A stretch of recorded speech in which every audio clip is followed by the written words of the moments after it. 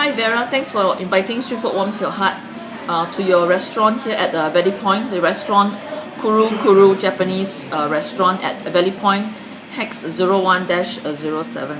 Vera, tell me, how do you actually started Kuru Kuru?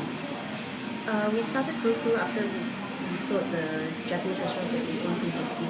I see. And the name of the previous Japanese restaurant that you own? Hanabi Japanese restaurant. Hanabi. And he has got how many outlets? Two. Two outlets. So you actually sold it to a third party, and then you actually start Kuru Kuru.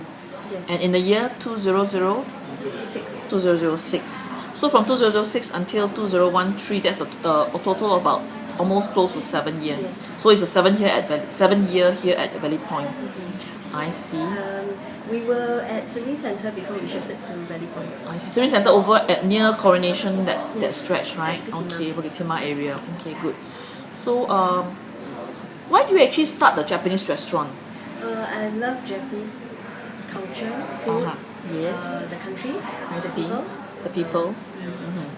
And do you actually personally love to cook Japanese? I do cook, but Japanese maybe not as much as other types of food, Chinese and all that most. Okay. Are you a Teochew or Hokkien or Cantonese.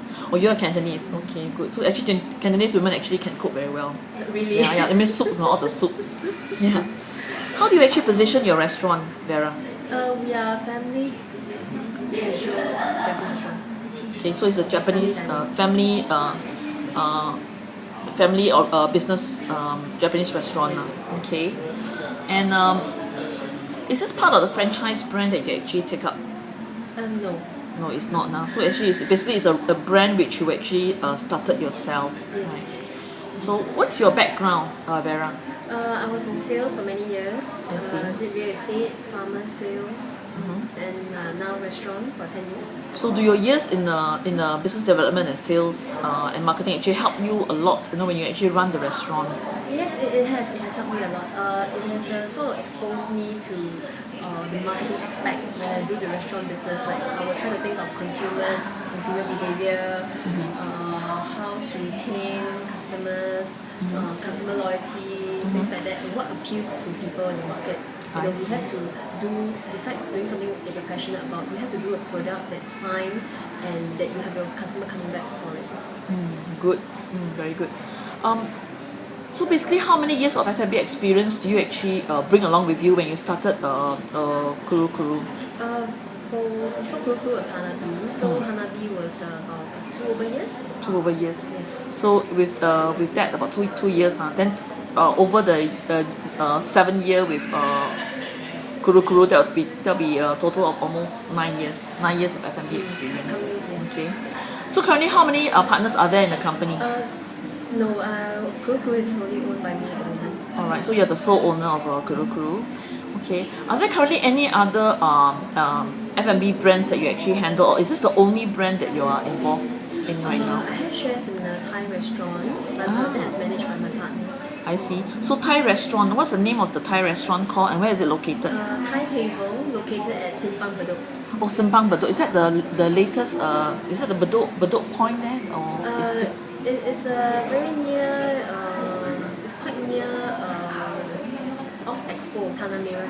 Okay, so it's in more towards the east side of Singapore. Yes. Okay, great. Are there currently any new F&B brands that you may consider to actually to actually start off with, apart from your Japanese restaurant serving Japanese cuisine and your Thai restaurant serving Thai cuisine? No, not at the moment. Not at the moment, no. What's your expansion plans for Kuru Kuru? Well, maybe in future, if I do see nice, suitable location, I may consider opening an outlet.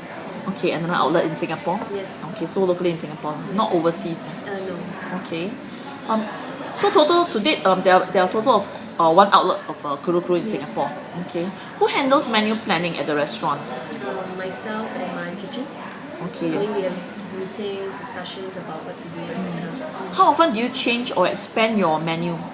Every 1 to 1.5 years. 1 to 1.5 years. Okay.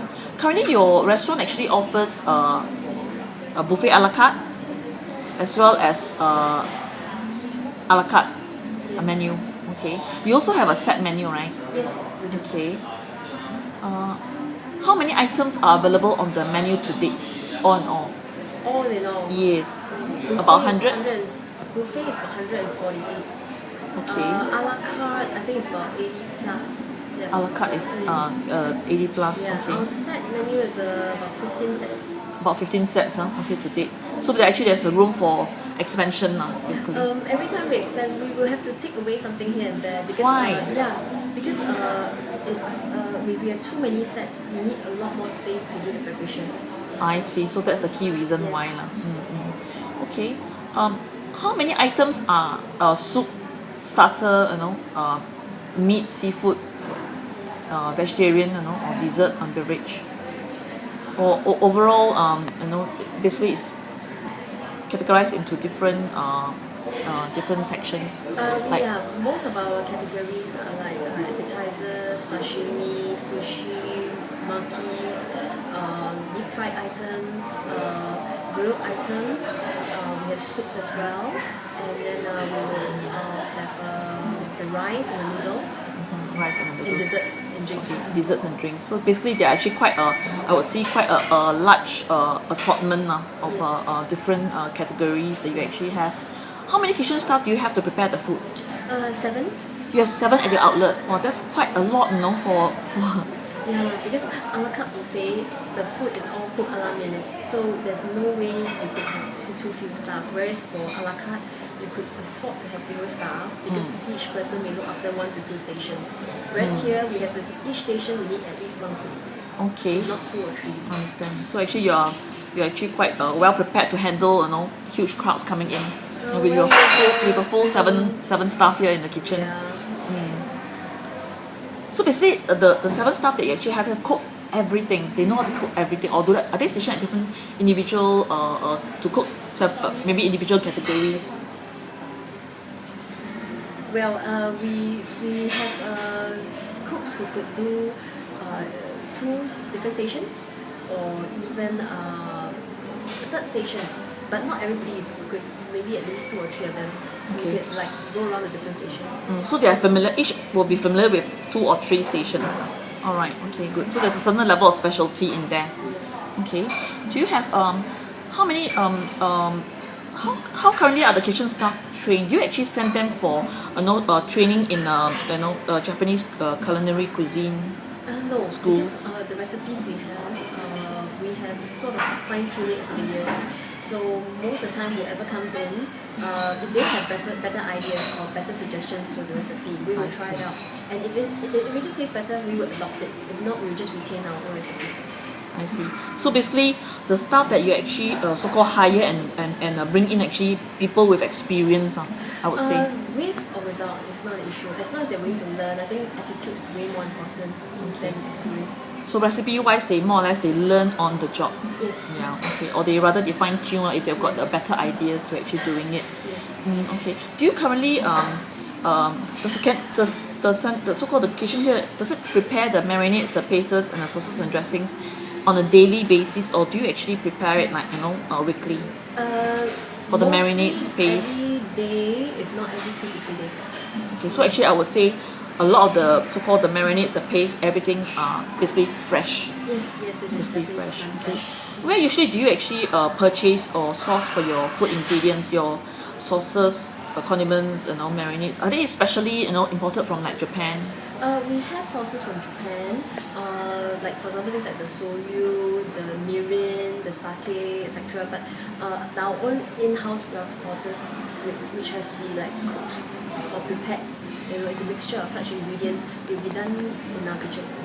Okay, so I would say that the sauces and the ingredients that you actually use basically are authentic Japanese ingredients. Yes. Okay, and because some of the sauces actually require some additional mixing and concoction, so you probably do it on a daily basis to mix them. Like Okay, our own that's, salad dressings, etc. I see. I'm so glad to hear that. So, can I safely say that a lot of the time there is hardly any preservative found? Oh yes, we don't use preservatives because Okay. buffet, because we do a la carte buffet, so the turnover is very high. So we don't have to keep too long. Everything, we just use up as quick as soon as we could. Exactly. Okay. So currently right now, what percentage of food ingredients are actually sourced from a local supplier? And do you actually source some of these ingredients from Japan directly yourself? No, we don't. You do not. Most of the time we take from our local suppliers. Okay. Our local suppliers, they will take from a variety of sources like Japan, Australia, Norway.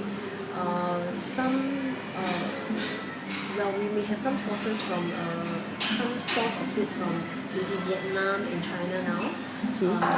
Because now in China and Vietnam, there are certain Japanese companies who go there. They do their farming. I see. So you may have things like soft shell crab or yellowtail, certain fish coming from other countries. But most of fish right now is still from Japan. And Australia. Japan and Australia. So if they are from Japan and Australia, would they be like, some of them would be like frozen, in a frozen form? Chilled. Chilled. Okay, chilled. Chilled. It's all flown in. So how often do you actually fly all this, all the seafood and stuff in, and the meat in? We order, so the supplier does, besides our restaurant, they do serve a lot of other Japanese restaurants. So from our daily consumption, I gather that they build up a certain amount of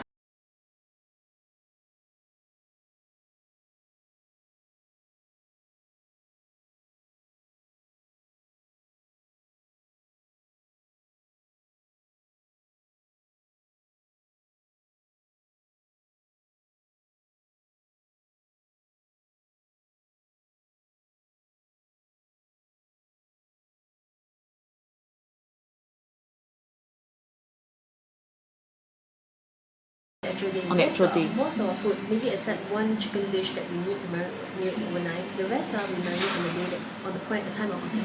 Okay. So can I safely say that there is currently you do not use any frozen